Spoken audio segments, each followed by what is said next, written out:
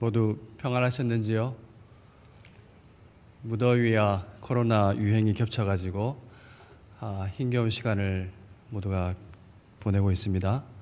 교우 여러분 모두 건강에 유의하시기를 바라고 어서 회복되기를 바랍니다. 저도 아들한테 감기가 옮겨가지고 기침이 많이 나왔는데요.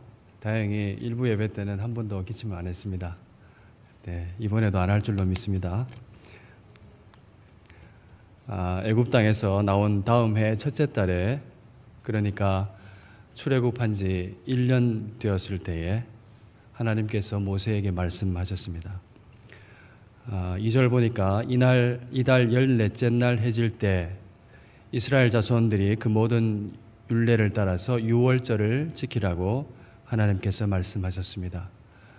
모세가 이 하나님의 말씀을 듣고 백성에게 전달하여서 이스라엘 백성들이 그 율례대로 유월절을 철저히 지켰습니다.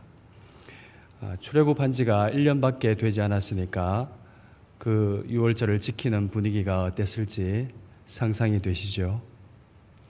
백성들이 얼마나 투철했던지 예상치 못했던 질문이 제기되었습니다. 6절과 7절 말씀에 보니까 어떤 사람이 질문하지요. 이 사람은 시체로 인해서 부정하게 되어서 유월절을 지킬 수 없는 사람이었습니다. 그럼에도 불구하고 이 사람은 유월절을 지키고 싶어서 모세와 아론 앞에 나와가지고 정식으로 질문하고 의의를 제기한 것이죠. 우리가 비록 시체로 인해서 부정하게 되었지만은 그렇다고 해서 여호와께 헌물을 드리지 못할 까닭이 어디에 있습니까? 질문 괜찮지요? 모세가 적잖이 당황했을 것 같습니다. 율법에는 부정하게 된 자는 헌물을 드릴 수 없게 되어 있기 때문이죠. 모세는 율법을 들어서 그들에게 그냥 돌아가라고 그렇게 되어 있으니까 이렇게 말할 수도 있었겠지만 모세는 그렇게 하지 않았죠. 그 사람의 열망을 보았기 때문입니다. 모세는 이내 하나님께 눈을 돌렸습니다. 하나님은 어떻게 여기실까? 그렇게 기대하고 하나님이 말씀하실 것이 있다는 기대를 가졌습니다. 그래서 모세는 8절 말씀에 보는 대로 기다려보라, 여호와께서 너희에게 대하여 어떻게 명령하시는지 내가 드리리라, 그렇게 말했습니다. 이 말 어디서 많이 들어본 것 같죠? 지난주에 발람의 말과 아주 유사합니다. 발람의 말과는 그런데 많이 다르죠. 발람은 자기를 위해서 욕심을 가지고 오늘 밤 하나님께서 무슨 말씀을 더 하실지 들어보자 이렇게 말했지만은 모세는 다르죠. 그 사람을 위해서 또 하나님을 기대하면서 그를 위하여 이렇게 하나님의 말씀을 들어보려고 했던 것이십니다. 지도자의 자세, 이런 자세가 참으로 소중하지요.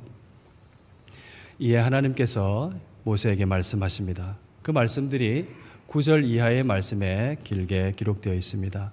하나님의 대답이 이렇지요. 시체로 말미암아 부정하게 되든지 먼 여행을 갔다 왔기 때문에 그 중에 있다 할지라도 유월절을 지킬 수 있다 없다? 있다. 지키되 어떻게 하라고요? 한 달 뒤에 그 다음 달 14째 날에 모든 율례대로 철저하게 지켜야 한다 하는 것이 하나님의 대답이었습니다. 이와 더불어 14절을 보시면은 한 가지 사실을 더 추가하시는데, 만일 함께 있는 타국인이 있고 그도 유월절을 지키기를 원한다면은 본토인과 똑같은 율례대로 유월절을 지킬 수 있다 하는 것이죠. 이방인이라 할지라도 언약 백성인 그 표인 할례를 받고 유월절을 지키기를 자원한다면 지킬 수 있도록 허락하셨습니다.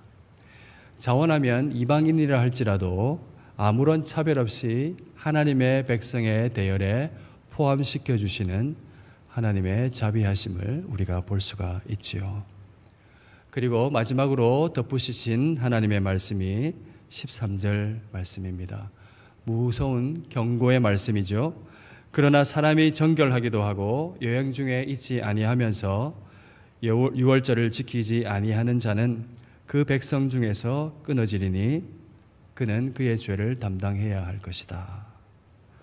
무슨 말인가요? 유월절을 지키지 않는 자는 죽게 될 것이다 하는 엄중한 말씀입니다. 이 모든 말씀을 요약해보면 어떤 말씀이 될까요? 한마디로 말하면은 아무도 유월절을 지킬 수 없는 사람은 없다 하는 말씀입니다. 부정한 사람도 한 달 뒤에 지킬 수 있지요. 여행 중에 있던 사람도 한 달 뒤에 지킬 수 있습니다. 심지어 이방인까지도 지킬 수 있었습니다. 이 말씀은 고의로 유월절을 범하지 않는 이상 아무도 유월절을 지키지 못할 사람은 없다는 뜻입니다. 다시 말하면 하나님의 백성이라고 한다면은 아무도 예외 없이 모두 지켜야 한다는 말씀입니다. 이 절기를 생명을 걸고 지켜야 한다는 뜻이지요. 여러분, 그렇다면 유월절이 무엇입니까? 도대체 유월절이 무엇이기 때문에 이렇게 엄중하게 목숨을 걸고 지켜야 합니까? 이스라엘 백성들은 생생하게 기억하고 있습니다. 불과 1년 전의 이야기이기 때문에 그 전무후무한 그 놀라운 일들을 잊을 수 없겠죠. 출애굽하기 직전에 여호와 하나님께서 이스라엘 백성들에게 유월절을 말씀하셨습니다. 그 말씀이 출애굽기 12장에 나오지요. 하나님께서 일러주신 유월절의 율례가 어떤 것인지 출애굽기 12장을 읽어보면 알 수가 있습니다. 하나님께서 말씀하신 유월절이 이런 것이죠. 그 달을 첫 달로 정하고 그 첫 달 10일에 흠없고 1년 된 순양이나 염소를 취해서 4일 동안 가지고 있다가 14일이 되는 나흘이 지나고 14일이 되는 그날 해질 때에 그 짐승을 잡는다는 것입니다. 잡으면 피가 나오겠지요. 그 피를 집의 좌우 문설주와 문 임방에 바르고 그 고기를 불로 구워 먹는 것이죠. 먹을 때 함께 무교병과 쓴 나무를 같이 먹습니다. 이때 하나님께서 먹는 방법도 알려주셨는데 어떻게 하나요? 허리에 띠를 띠고 발에 신을 신고 손에 지팡이를 쥐고 그렇게 급히 먹으라고 말씀하셨습니다. 이것은 무엇을 말할까요? 출애굽이 아주 임박했다는 사실이죠. 신을 받고 신을 겨를도 없이 어서 나가야 된다는 말이죠. 옷 다시 입을 필요 없이 그대로 띠를 띠고 지팡이 길 가야 되니까 어서 나가야 된다는 것이죠. 무교병은 누룩이 안 들어간 빵이지 않습니까? 그래서 무교병을 먹으라는 것은 누룩이 충분히 부풀어서 반죽이 될 만큼의 그 시간도 기다릴 수 없다는 얘기죠. 쓴 나물은 이스라엘 백성이 이집트에서 보냈던 그 쓰라린 고통의 삶을 이야기하는 것입니다. 이렇게 유월절을 지킬 때에 하나님께서 내리신 재앙은 이스라엘의 백성의 각 집을 넘어갔습니다. 출애굽기 12장 12절에서 14절 말씀입니다. 내가 그 밤에 애굽 땅에 두루 다니며 사람이나 짐승을 막론하고 애굽 땅에 있는 모든 처음 난 것을 다 치고 애굽의 모든 신을 내가 심판하리라. 나는 여호와라. 내가 애굽 땅을 칠 때에 그 피가 너희가 사는 집에 있어서 너희를 위하여 표적이 될지라. 내가 피를 볼 때에 너희를 넘어가리니 재앙이 너희에게 내려 멸하지 아니하리라.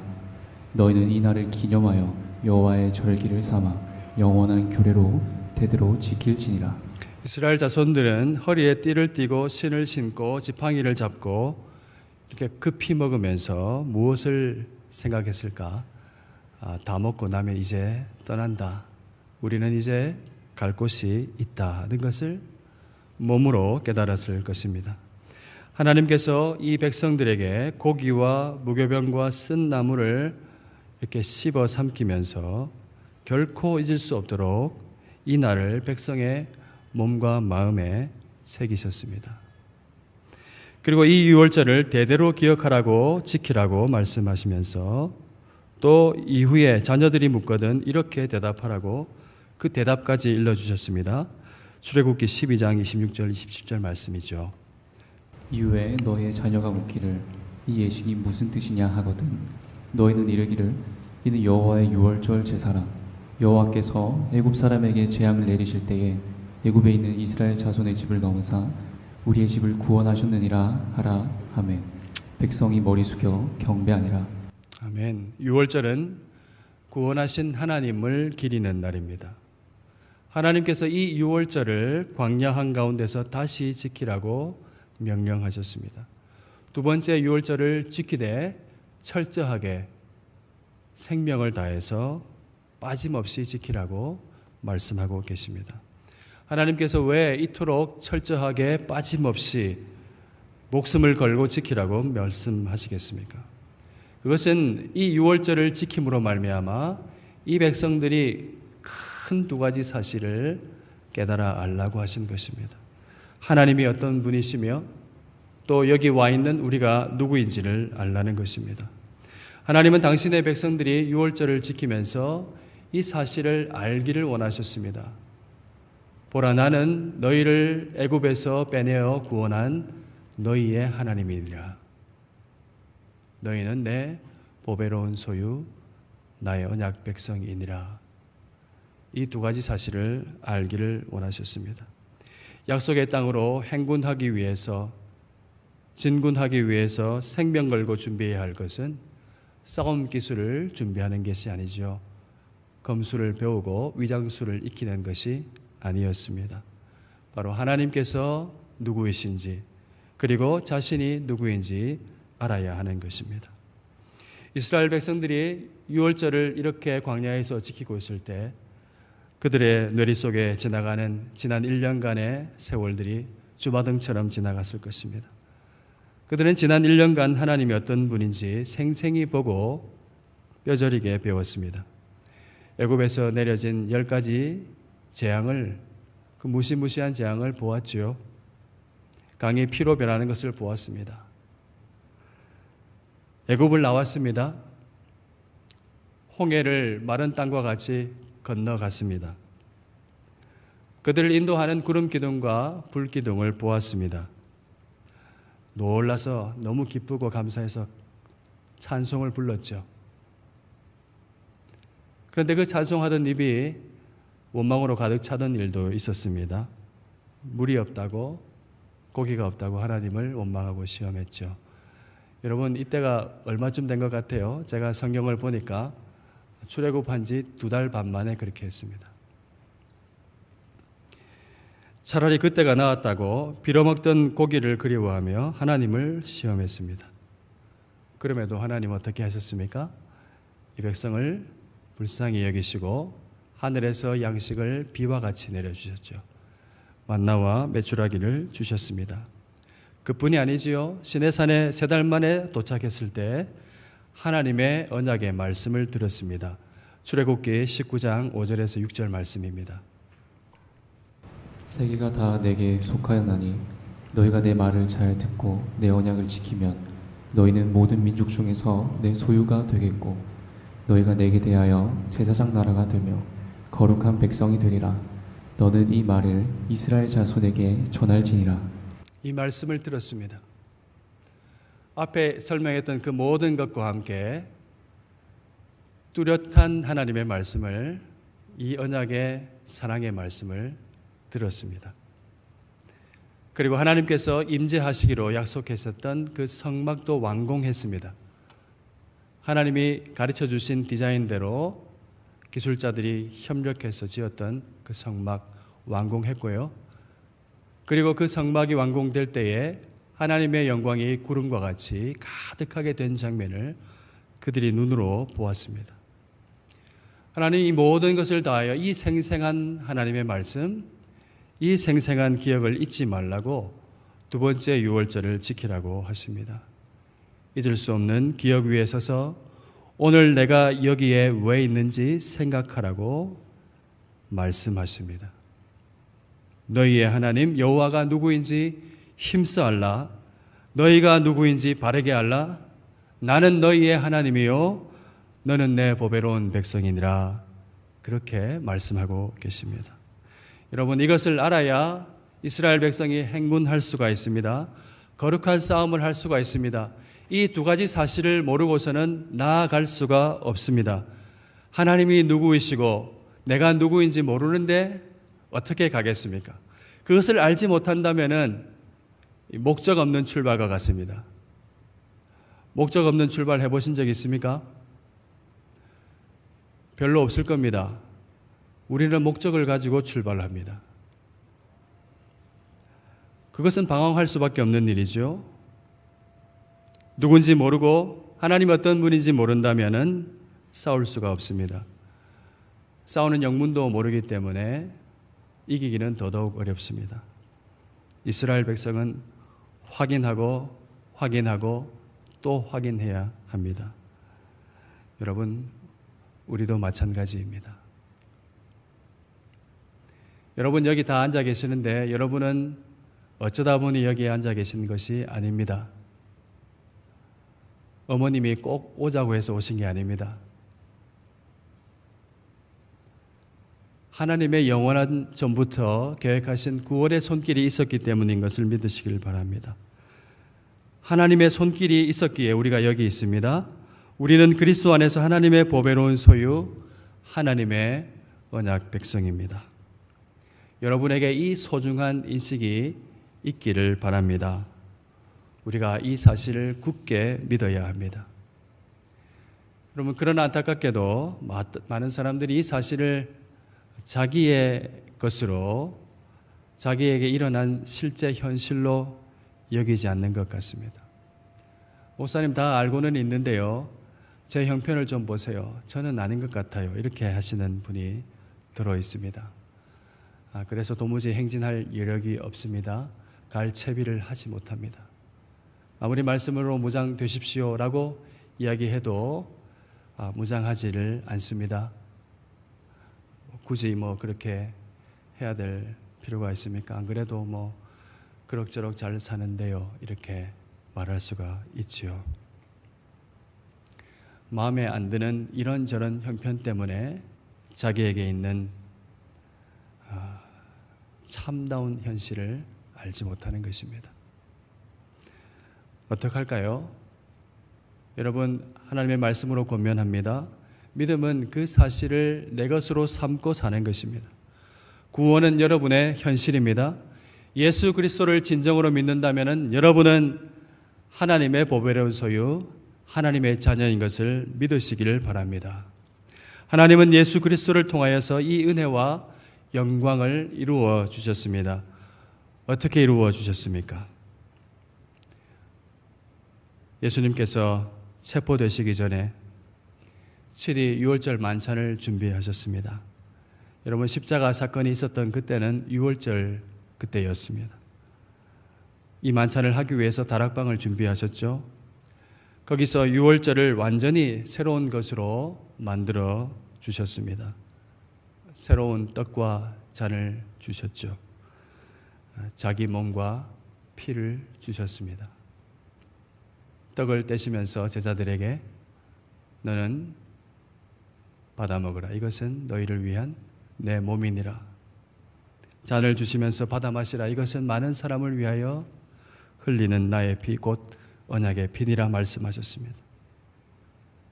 그리고 그 마지막에 주님께서 말씀하시죠. 진실로 너희에게 이르노니 내가 포도나무에서 난 것을 하나님 나라에서 새 것으로 마시는 날까지 다시 마시지 아니하리라.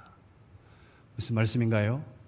내가 여기 왔고 가게 되면 하나님 나라가 시작되었는데 반드시 완성되는 그 하나님 나라에서 그때 그 잔을, 마지막 잔을 내가 들겠다 하시는 하나님의 맹세 어린 말씀입니다. 여러분 잘 아시는 대로 이 유월절 식사를 마지막으로 주님은 죄인의 손에 잡히셨습니다. 채찍에 맞고 참혹한 십자가에 못 박혀 달리셨습니다. 살이 찢기고 피를 흘리셨습니다. 우리가 받을 형벌을 대신 받으시고 죄 없으신 하나님의 아들이 그 모든 고난을 당하셨습니다. 온 이스라엘의 집집마다 발려진 흠없는 어린 양의 필처럼 붉은 피가 그 십자가에 흘러내리고 적셔졌습니다. 여러분, 예수님께서 유월절 어린 양이 되셨습니다. 주께서 우리의 죄악을 담당하사 십자가에 비참하게 죽으셨습니다. 요한복음을 보면은 이런 이야기가 나옵니다. 유대인들이 빌라도에게 부탁을 합니다. 유월절이 됐으니까 십자가에 시체를 남겨두면 안 되니까 다리를 꺾어서 시체를 치워달라고 얘기합니다. 그때 군인들이 명령을 받아서 이제 십자가에 달린 예수님과 두 사람을 곁으로 갔겠죠. 양옆에 있는 두 사람 숨이 붙어 있으니까 다리를 꺾었습니다. 다리를 꺾는 것은 마지막 이 한 줄기 남은 이 숨마저도 강제로 종료시키는 거예요. 그런데 예수님께로 가니까 예수님은 이미 돌아가셨죠. 그래서 더 이상 다리를 꺾을 필요가 없었습니다. 뼈를 꺾을 필요가 없었죠. 죽은 것이 확실하였기에 로마 군병들은 예수님의 다리를 꺾을 필요가 없었죠. 이것이 오늘 본문 12절 말씀을 이룬 것입니다. 그 뼈를 하나도 꺾지 말아서 유월절 모든 율례대로 지킬 것이니라. 양을 잡아서 그 피를 바르고 그 고기를 먹고 먹되 뼈를 하나도 꺾지 말아라 하시는 그 율례대로 이루어진 것을 예수님께서 그 몸으로 친히 이루셨습니다. 예수님이 유월절 도살당한 양이 되신 것입니다. 확실히 죽으셨습니다. 그 피가 문설주에 발림으로 하나님께서 그 피를 보고 이스라엘 온 집을 구원하셨듯이 우리에게 있는 예수 그리스도의 피뿌림으로 말미암아 하나님께서 우리를 의인으로 삼아주시고 하나님의 자녀로 삼아주셨습니다. 우리가 구원받아서 하나님의 보배로운 백성이 되었음을 여러분 믿음으로 아시기를 바랍니다. 의인은 고난이 많으나 여호와께서 그의 모든 고난에서 건지시는도다. 그의 모든 뼈를 보호하시며 그 중에서 하나도 꺾이지 아니하는도다. 주님은 이 시편의 말씀도 성취하셨습니다. 고난받아 죽었지만은 사망이 그를 가두지 못했다. 하나님께서 보호하심으로 말미암아 하나도 꺾이지 않았다. 다시 사셨다 하는 말씀입니다. 사랑하는 여러분, 우리는 어쩌다 보니 여기에 있는 것이 아닙니다. 민수기와 시편의 이 말씀을 자기 목숨으로 성취하신 예수 그리스도 때문에 여러분이 여기에 앉아 계심을 믿으시기를 바랍니다. 예수님의 피값으로 우리가 여기에 앉아 있습니다. 예수의 피를 힘입어서 하나님 앞에 예배하는 백성이 되었습니다. 하나님께서 지금도 우리를 부르고 계십니다. 잘 알지 못하는 사람들을 향하여 십자가에 발려진 그 피를 보라. 그 피를 보고 주 예수 그리스도를 영접하는 그마다 하나님의 자녀가 되는 권세를 주신다고 우리에게 말씀해 주십니다. 그 피를 보는 자는 생명을 얻을 것이라고 주님께서 우리에게 말씀하십니다. 이 사실을 믿고 살아가시기를 바랍니다. 하나님의 손길 예수님의 희생으로 말미암아 우리가 거듭나고 지금 여기에 있음을 똑똑히 기억할 수 있기를 바랍니다. 그러나 광야에는 시험이 있지요.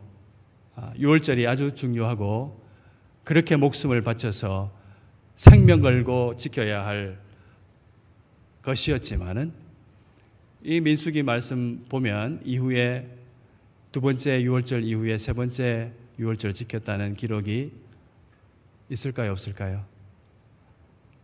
없습니다. 세 번째 유월절은 약 40년이 지난 다음 가나안 땅에서 지켜졌습니다. 왜 40년간 이스라엘 백성들 가운데 유월절이 없었을까요? 하나님을 전적으로 신뢰하지 못했기 때문입니다. 하나님이 누구이신지 그리고 우리가 어떤 사람인지를 잊었기 때문입니다. 그들은 싸움도 해보기 전에 스스로 무너지고 말았습니다. 부추가 없다, 마늘이 없다, 수박이 없다, 고기가 없다, 없는 것만 보았습니다. 만나와 메추라기는 만족스럽지 않았습니다. 이미 충만하게 부어진 하나님의 은혜는 너무나 당연한 것이 되었습니다. 애굽에 매장지가 없어서 이것까지 데려왔느냐? 우리가 한 지휘관을 세우고 다시 애굽으로 돌아가자. 백성들은 마늘과 고기 생각 때문에 하나님을 잊어버렸습니다. 따박따박이라고 하죠. 꼬박꼬박 나오는 종들의 밥. 고기는 주었을지 모르겠습니다만은 특식으로는 나왔겠죠. 그런 고기 반찬 더 좋았다는 것입니다. 하나님은 약속의 땅에 살게 하시려는데 백성들은 이러다가 광야에서 다 죽겠다. 그 생각만 했습니다. 하나님을 믿지 못한 것이죠. 자기가 얼마나 보배롭고 영광스러운 존재인지 알지 못했습니다. 그 결과 여러분 어떻게 되시는지 아시죠? 40년간 방황해야 됐습니다.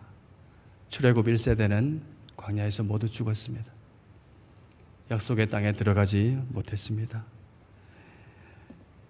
그래서 싸움에 나갈 만한 20세 이상의 남자를 계수하는 사건이 민수기에 2번 나오는 것입니다. 민수기 26장이죠. 여러분, 우리도 시험을 만납니다. 어떻게 해야 할까요? 예수님께서 그 길을 분명하게 보여주셨습니다. 우리와 같이 예수님도 시험을 받으셨습니다.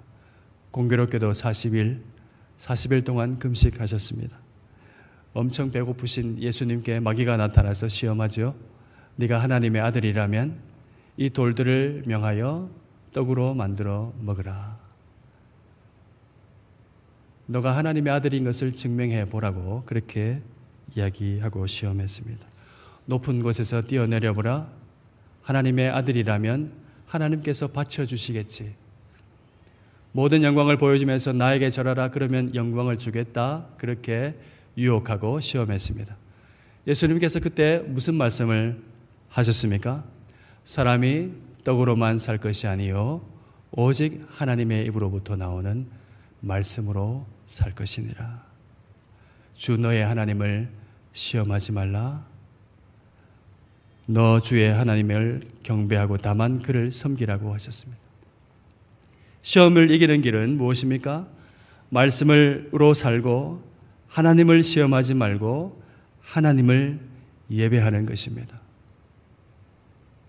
예수님은 이 돌로 떡을 만들어서 증명할 필요가 없습니다. 높은 곳에서 뛰어내리실 필요가 없습니다. 주님은 이미 하늘에서 하시는 하나님의 음성을 들었습니다. 이는 내 사랑하는 자요 내 기뻐하는 자로다. 저는 믿습니다. 예수 그리스도 안에서 여러분에게 하시는 하나님의 말씀인 줄로 믿습니다. 이는 내 사랑하는 자요 내 기뻐하는 자로다. 이 말씀을 들으실 수 있기를 바랍니다. 여러분, 그리스도 안에서 하나님의 자녀라는 사실을 믿음으로 알고 그 위에서 살아야 합니다. 성령께서 가르쳐 주시죠. 여러분, 기도할 때 하나님을 아버지라고 부르고 있지 않습니까? 믿고 여기고 구하며 그 위에 살아야 합니다. 여러분은 하나님의 보배로운 소유, 하나님의 자녀입니다. 하나님의 사랑받는 하나님의 자녀입니다. 그런데 많은 사람들이 떡이 많은 것으로 하나님의 아들인 것을 증명하려고 합니다. 이게 없으면 대단히 실망하고 낙심합니다. 우리 아들이 와가지고 저한테 이런 말을 한다고 생각해 보죠. 아버지, 돈을 보여주면서 저 돈 많지요? 이제 보니까 제가 아버지 아들 맞지요? 이렇게 말하면 여러분 어떠실 것 같아요? 대단히 슬프겠지요. 그리스도께서 이 떡 문제 때문에 피를 흘리신 것이 아닙니다. 그리스도 안에 있는 여러분은 그리스도 안에서 하나님의 사랑받는 자녀입니다. 이 말씀을 믿고 살아가시기를 바랍니다. 이를 믿는 자가 광야의 여정에서 유혹을 이기고 거룩하게 살 수 있습니다. 이 채통과 명예를 잃지 않고 고난 중에도 이를 행하며 살아갈 수가 있습니다. 떡과 고기가 문제가 되지 않습니다. 사람이 떡으로만 살 수 없습니다. 참으로 인간답게 사는 길은 하나님의 말씀입니다. 새로운 떡과 잔을 마셔야 합니다. 우리는 새로운 유월절에 새롭게 주신 생명의 양식으로 살아야 합니다. 주님의 살과 피를 먹고 마셔야 합니다. 여러분, 이 새로운 양식을 먹는 자리가 바로 예배입니다. 오늘 우리가 드리는 바로 이 예배입니다. 예배는 우리를 위해 죽으신 그리스도, 유월절 어린 양으로 뼈가 꺾이지 않았던 주님을 기억하는 자리입니다. 우리를 위하여 자기 목숨을 주신 그리스도를 기리는 자리입니다. 그뿐만 아니라 우리를 위하여 다시 사신 부활의 기쁨을 노래하는 자리입니다. 하나님은 우리의 하나님이요 우리는 주님의 백성이라는 이 언약의 말씀이 새롭게 갱신되는 자리가 바로 이 예배입니다. 하나님이 누구이신지 그리고 우리가 누구이신지를 복되게 확인하는 자리입니다. 아직 자신이 누구인지를 모른다면 참 인생의 의미가 무엇인지를 알 수 없다면 어떻게 해야 할까요? 믿음으로 도전합니다. 하나님을 예배하십시오. 하나님은 우리를 지으신 분이요 구원하신 분이요 우리를 가장 잘 아시는 분이요 우리에게 복 주시기를 원하시는 분이시기 때문입니다.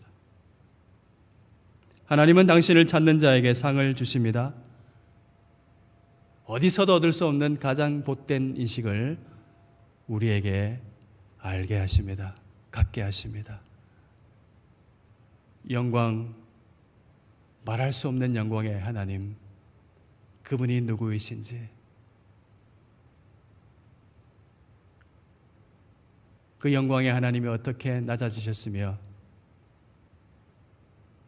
우리를 사랑하기 위하여, 자녀 삼기 위하여 어떤 희생을 하셨는지, 그리고 우리가 이르게 될 영광을 위하여 사망을 이기고 다시 살리신 그 하나님의 능력을 우리 이 예배의 자리에서 확인하게 될 것입니다. 뿐만 아니라 그 하나님이, 그 영원하신 하나님이, 그 전능의 하나님이, 그 권능의 하나님이 우리를 죽기까지 사랑하시며 우리를 당신의 자녀로 삼으신 사실을 이 예배의 자리에서 확인하게 될 것입니다. 우리가 함께 모여드리는 매주 계속되는 이 예배가 우리 최고의 명절입니다. 새로운 유월절입니다. 우리는 하나님을 예배하는 백성입니다.